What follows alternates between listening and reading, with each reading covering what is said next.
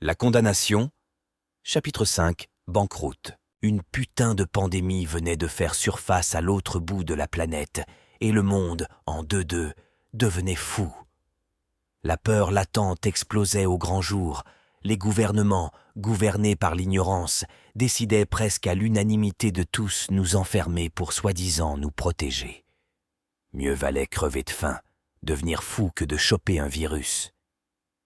David, déjà dans une situation précaire due à sa gestion désastreuse, n'avait pas le choix et il devait fermer boutique. Pendant quelque temps, nous travaillions clandestinement, mais le risque était grand. Par peur des fréquents contrôles d'identité, Michel osait à peine sortir de son camion. La trouille de se faire choper était plus grande que l'appel de son ventre. Pour ma part, j'essayais de tenir comme je le pouvais, sans ressources, sans aide. Mes maigres économies diminuaient à grands pas. Combien de temps cela allait-il durer? On n'en savait rien. David, la petite raclure, avait disparu avec la plupart de mes biens et tous ceux de ses créanciers. Je ne pouvais même plus les vendre pour surmonter cette mauvaise passe. Dans cette situation, je n'allais pas pouvoir tenir très longtemps. Tant bien que mal, j'essayais de tenir le cap au moins pour mes filles.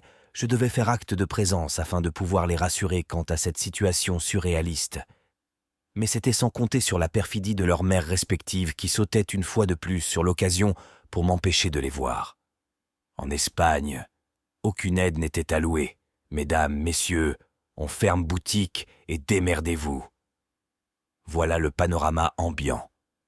Ceux qui pouvaient télétravailler étaient plus ou moins épargnés, mais une grande partie de la population, telle que les ouvriers, les restaurateurs, les serveurs, les cuisiniers, les caissiers, les agents de sécurité, les artisans, étaient complètement laissés de côté. L'insécurité augmentait.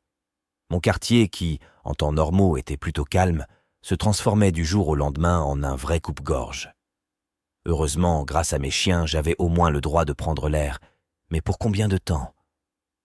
Je ne sais pour quelle raison, j'étais convaincu que la situation allait perdurer pendant de longs mois.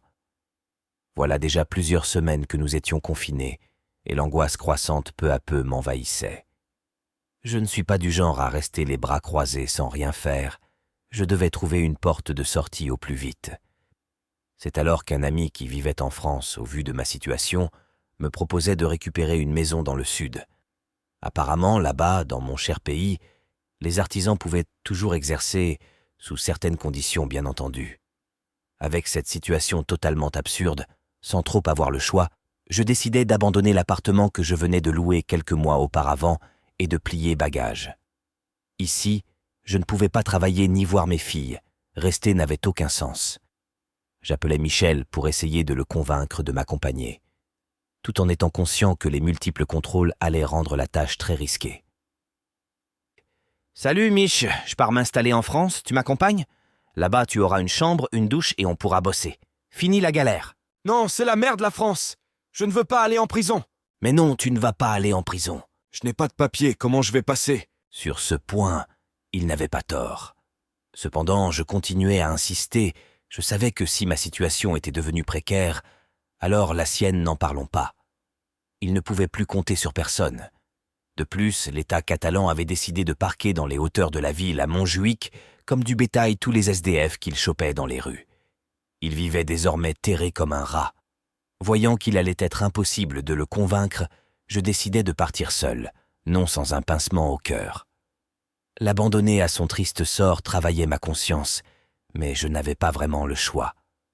Dans tous les cas, ce ne serait que temporaire. Je ne pouvais vivre loin de mes filles. Tôt ou tard, je devrais revenir.